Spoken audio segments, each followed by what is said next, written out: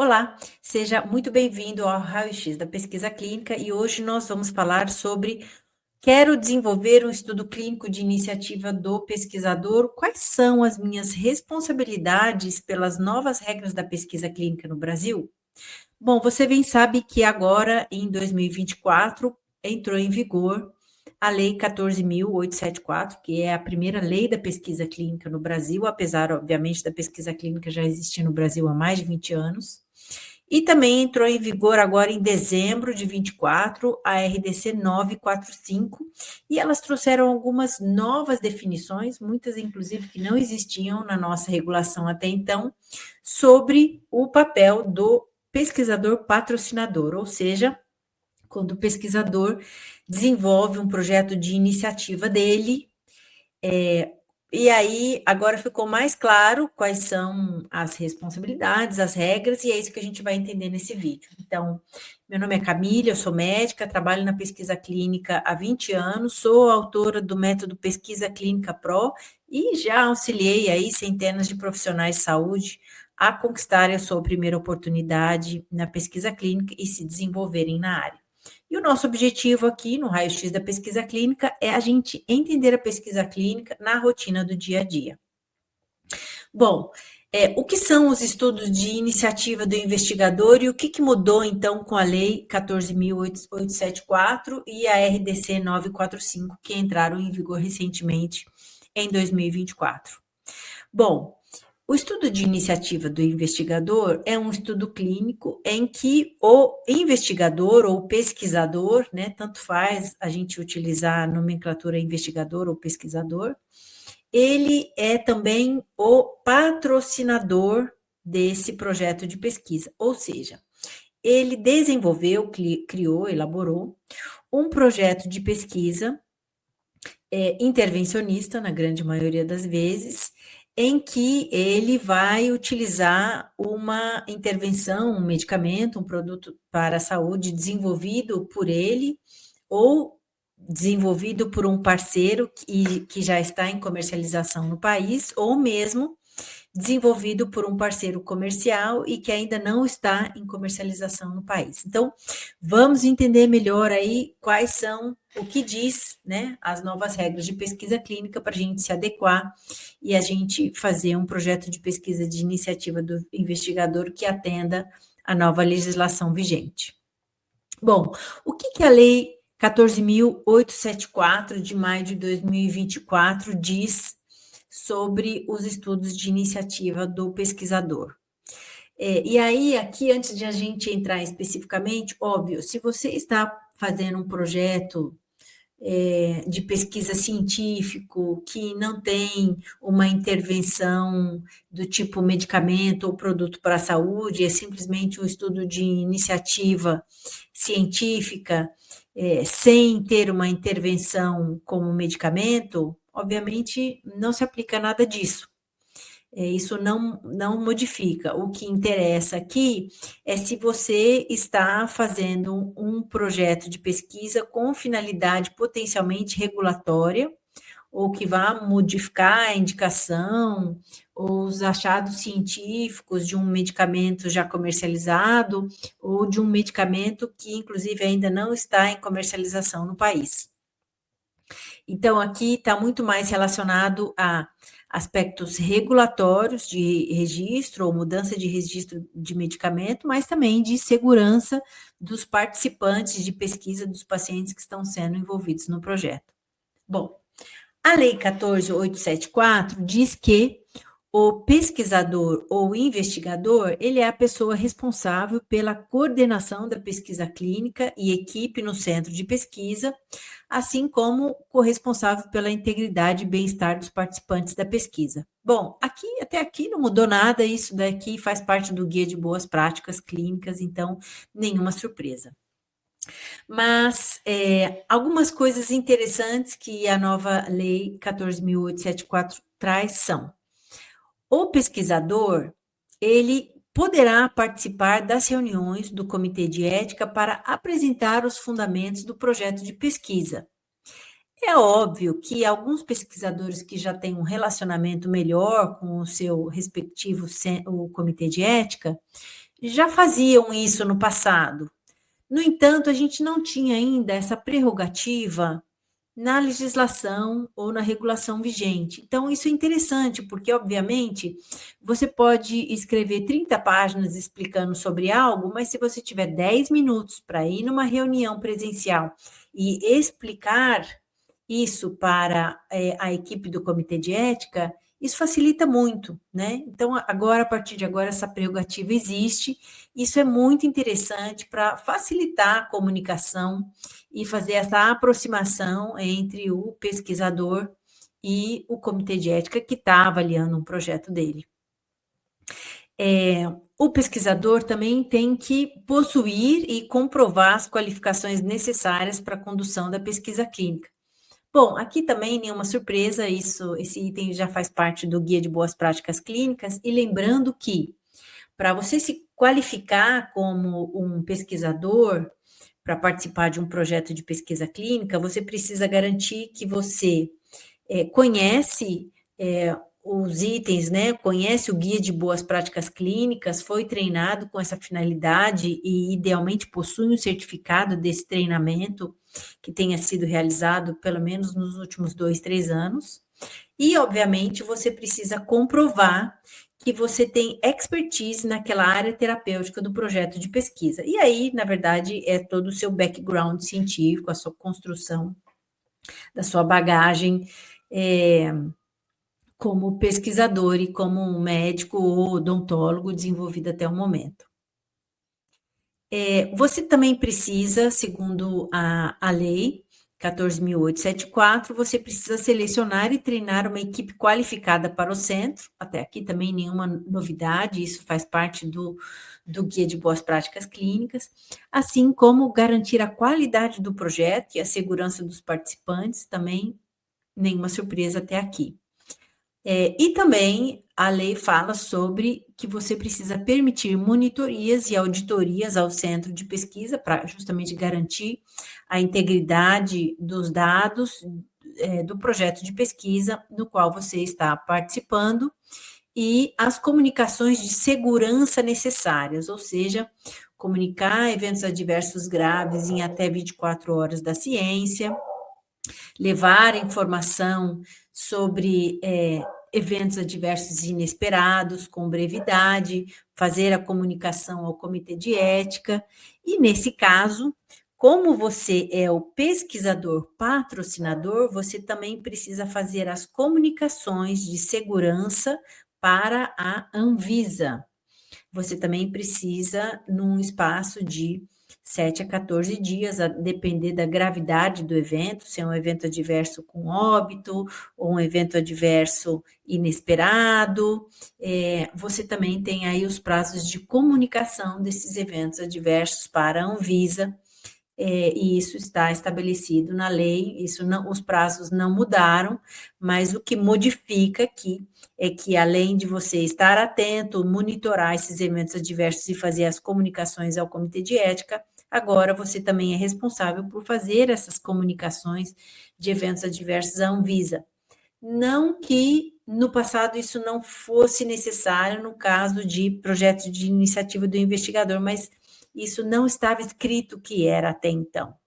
E agora essa nova normativa deixa claro que, nesse caso, o pesquisador é responsável por essa informação de segurança à Anvisa, assim como todo ano você precisa mandar uma comunicação de atualização de segurança, contando sobre os eventos adversos decorridos no estudo ao longo dos últimos 12 meses do estudo. Então, essa atualização constante agora é de responsabilidade do pesquisador. E uma outra coisa interessante que a lei traz é que o pesquisador, e aí não é só para projeto de iniciativa do pesquisador, mas o pesquisador precisa armazenar os documentos pelo prazo de 5 anos após o término do estudo ou a descontinuação do estudo. Isso é novo, né? Não é incomum, por exemplo, os patrocinadores solicitarem que os documentos sejam guardados por até 20 anos após o término da pesquisa. No entanto, a nossa legislação traz essa informação de que são necessários guardar por até 5 anos após o término do estudo. Então, é muito importante estar atento a isso, inclusive negociar eventualmente com o patrocinador, eventualmente não, negociar sempre com o patrocinador os custos desse armazenamento de dados. Isso precisa estar no contrato firmado com o patrocinador quando nós não estamos trabalhando no estudo de iniciativa do investigador, porque pela nossa legislação, o tempo é um pouco inferior, são 5 anos, e esses 15 anos adicionais, obviamente, eles agregam custos, né? Custos de você ter documentação guardada, seja documentação física ou mesmo documentação eletrônica, né? Então, aí a gente tem uma diferença e uma definição importante que já surge aí na lei recentemente vigente no nosso país. Bom, e em relação à RD 6945, né, que também fala especificamente das responsabilidades do investigador patrocinador, e aqui é importante que a gente está falando nesse vídeo somente sobre as responsabilidades novas aí do investigador patrocinador. Não estamos falando de projetos de pesquisa em que o médico ou odontólogo participa somente como pesquisador. Aqui é uma situação diferente. Bom, e a nova RDC, ela traz algumas coisas interessantes, né? Primeiro é a definição, né, de que a pessoa responsável pela condução e a coordenação de ensaios clínicos, mediante a sua direção de forma independente, né, desenvolvido com recursos financeiros e materiais próprios do próprio pesquisador ou da instituição que ele trabalha, que pode ter também a participação aí de entidades nacionais ou internacionais de fomento à pesquisa, ou mesmo entidades privadas, e mesmo entidades sem fins lucrativos. Então, esse é um ponto importante, porque no passado não era incomum, por não existir uma definição específica sobre quem era o responsável, né, e como colocar essa coparticipação. Não era incomum que, quando a gente submetia um projeto para aprovação no comitê de ética, a gente recebia uma orientação do comitê de ética, depois a orientação do Comitê Nacional de Ética modificava, e depois a Anvisa também tinha um entendimento diferente. Então, é importante porque essa RDC agora traz uma definição mais clara de como colocar isso, né? E a RDC traz que a instituição com a qual o pesquisador está vinculado é que será o patrocinador primário. Então, o patrocinador primário precisa ser uma pessoa jurídica e não uma pessoa física. E, inicialmente, a não ser que haja algo diferente, nos projetos de iniciativa do investigador, a instituição a qual ele está vinculado, ou seja, a clínica dele, ou o hospital onde está sendo realizada a pesquisa, é que vai figurar como patrocinador primário. E aqui, um aspecto muito importante que eu sempre falo é: quando o projeto de pesquisa é desenvolvido em um hospital, é muito importante que haja uma clareza de funções e responsabilidades discutidas com o hospital previamente, muito antes do projeto começar. É lógico, quando o projeto é desenvolvido numa clínica, isso é muito mais simples, porque geralmente o médico ou odontólogo, ele é o dono da clínica, né? Ótimo, então as coisas ficam mais fáceis e o patrocinador primário é a clínica com o seu respectivo CNPJ. Mas no caso, quando uma pesquisa está sendo desenvolvida no hospital, não é incomum, muitas vezes, quando o Comitê de Ética ou a própria Anvisa começam a solicitar que o patrocinador primário assine documentos se responsabilizando pelas atividades do projeto e pela segurança dos pacientes e pela qualidade dos dados, e pelos resultados do estudo, que muitas vezes a pessoa que vai assinar pelo hospital comece a criar dificuldades. Então, por isso que essas coisas têm que ser conversadas muito antecipadamente. Inclusive, esse entendimento é muito importante que esteja assinado entre ambas as partes, para não ocorrerem surpresas depois, né? Ou você até não ter dificuldade de que o hospital assine alguns documentos que são fundamentais aí e atravanque a sua pesquisa. Então, está muito claro aqui que o pesquisador pessoa física, ele não pode ser o patrocinador primário. O patrocinador primário é a instituição com qual ele tenha o vínculo, onde ele está realizando esse projeto de pesquisa, de iniciativa do investigador. E em caso de delegação de responsabilidades e atividades, precisa haver um documento por escrito firmado entre as partes. Óbvio, isso não tem nada de novo em relação à pesquisa clínica, porque ele pode delegar, inclusive, algumas atividades para uma CRO ou para um vendedor específico. Então, é importante aí esses documentos de delegação de responsabilidade e depois, obviamente, quando ele submeter para a Anvisa, ele vai novamente colocar quem é responsável por cada atividade do projeto, mas é importante que ele também tenha esses documentos e esses contratos assinados no centro de pesquisa. O patrocinador primário, da mesma forma, quando a gente tem projetos em que a indústria farmacêutica é o patrocinador primário, ele não pode delegar atividades de garantia de qualidade, auditoria e monitoria ao investigador patrocinador, mas pode delegar a uma CRO. O que ele está dizendo aqui? O hospital ou a clínica não pode dizer que o pesquisador ele vai realizar as atividades de garantia de qualidade, auditoria e monitoria no seu próprio projeto. Por quê? Porque existe um certo conflito de interesses aqui, né? Eu vou fazer uma auditoria, eu vou fazer a garantia de qualidade e monitoria do meu próprio projeto de pesquisa, eu até posso, e é até adequado que, obviamente, eu tenha os controles de qualidade internos. Posso até ter a monitoria do meu próprio estudo. No entanto, eu preciso ter também um parceiro que tenha um olhar mais isento, né? Se os controles de qualidade estão efetivamente funcionando, se que faça auditorias no meu projeto e que monitore os dados do meu projeto. Se não 100%, uma porcentagem das fichas clínicas seja monitorada para ver se a qualidade dos dados está adequada ou não.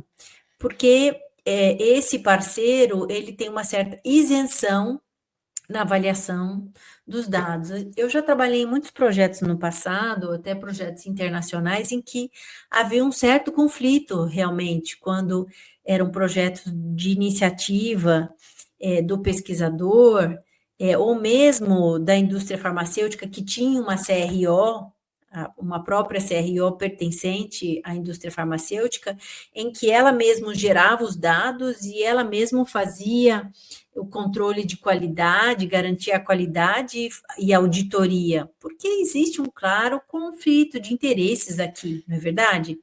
Um auditor que é subordinado a você mesmo não vai trazer ou vai ter maior dificuldade de trazer algumas modificações, algumas mudanças imperativas que precisam ser instituídas, quando na verdade você é o chefe do auditor, né? Então, essa é uma coisa nova que a RDC traz, que nós precisamos, então, prestar atenção e que deve estar muito claro aí nos documentos de delegação de atividades do projeto de iniciativa do investigador. O patrocinador primário, segundo a RDC, também deve apresentar uma estrutura própria ou terceirizada para o gerenciamento dos eventos adversos, gerenciamento do projeto, gerenciamento de dados, treinamento e garantia de qualidade e monitoria. Bom, até aqui, essa parte, nada novo. faz parte aí do Guia de Boas Práticas Clínicas, e óbvio, se nós temos um projeto de iniciativa do investigador, acaba que o investigador acumula funções ou responsabilidades do investigador e do patrocinador. Então, esses itens são obrigatórios no Guia de Boas Práticas e, nesse caso, precisam ser disponibilizados também pelo patrocinador primário, no caso, o hospital ou a clínica. No caso de doação de medicamentos, e aí estou quase acabando aqui essa live falando de tudo que a nova lei e a nova RDC trazem para a gente, no caso de doação de medicamentos, e até então a gente estava meio que na penumbra aqui nesse item, né? No caso de doação de um medicamento registrado no Brasil, ou seja, o produto já está sendo comercializado no Brasil, às vezes para a mesma indicação que nós vamos fazer esse projeto de pesquisa, às vezes para uma outra indicação, então, de repente, nós vamos explorar uma nova indicação, então, preste atenção que aqui é um estudo que tem uma finalidade regulatória, isso é muito importante.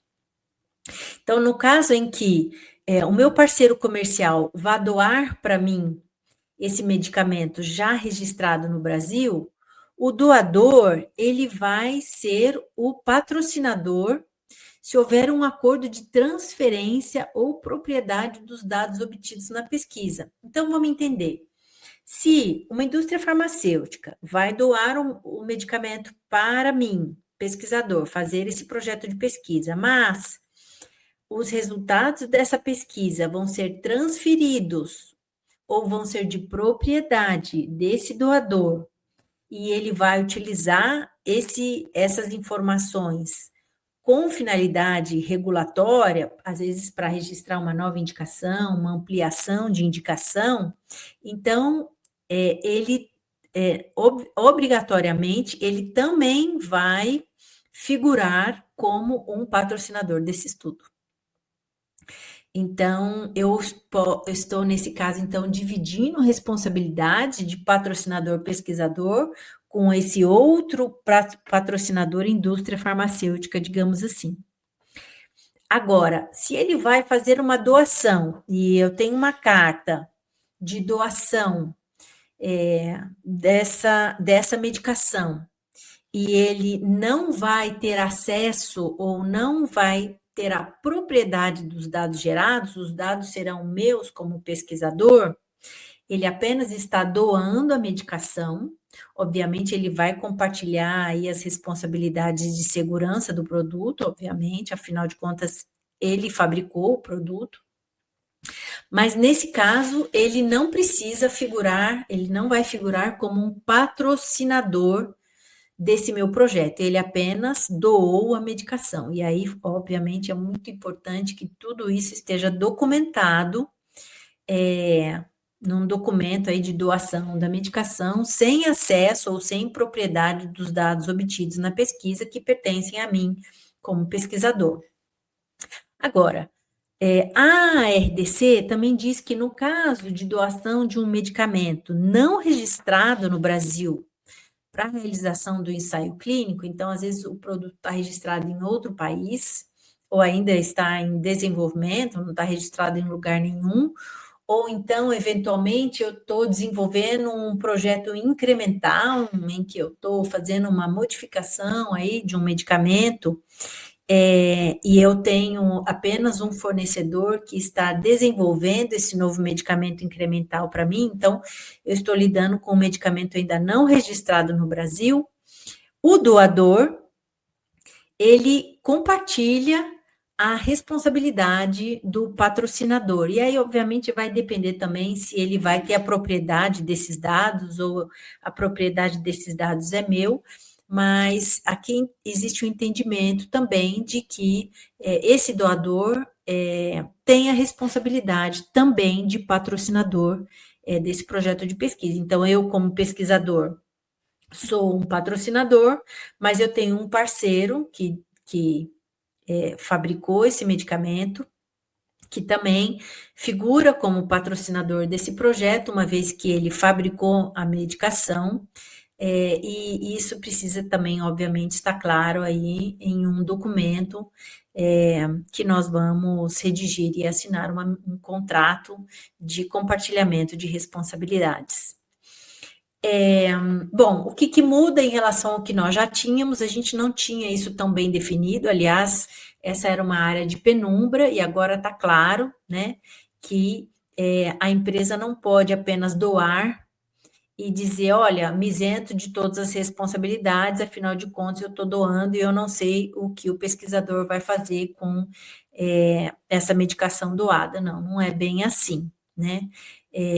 Na maioria das vezes, o doador vai figurar como também um patrocinador do projeto, em especial se ele vai fazer uso desses dados posteriormente com finalidade regulatória. Bom, então, eu espero que eu tenha te ajudado a entender mais sobre as novas regras da pesquisa clínica definidas aí na Lei 14.874, que foi publicada em maio de 2024, e na RDC 495, recém-publicada em dezembro de 2024. Elas trazem aí definições inovadoras sobre o papel e as funções aí do pesquisador patrocinador. Até então a gente não tinha essas definições tão claras no nosso regulamento, então é bom, porque deixa as coisas mais bem esclarecidas. E o estudo também é conhecido como estudo de iniciativa do pesquisador ou investigador, né? Isso não muda muito. Bom, e se você gostou dessa live, eu pretendo trazer ainda muitas informações sobre a nova regulação, né? A nova lei, a nova RDC. Com certeza elas vão trazer uma contribuição muito interessante para a pesquisa clínica no Brasil, acelerando a tramitação dos projetos, simplificando projetos sem que a gente perca qualidade e sem que a gente perca a seriedade da avaliação desses projetos de pesquisa, mas trazendo também um olhar muito interessante, que é um caminho que a Anvisa tem feito aqui no Brasil, de compartilhamento de responsabilidades, né, em que quem está submetendo um dossiê para avaliação também tem uma participação ativa aí na avaliação de riscos do seu projeto. Isso vale para pesquisa clínica, mas também para registro de medicamentos. Isso é muito interessante. E se você gostou dessa live, já dá um like aqui, me acompanhe semanalmente, que eu vou sempre trazer aí informações interessantes sobre a pesquisa clínica aqui no Raio X da Pesquisa Clínica, e eu te espero no próximo vídeo.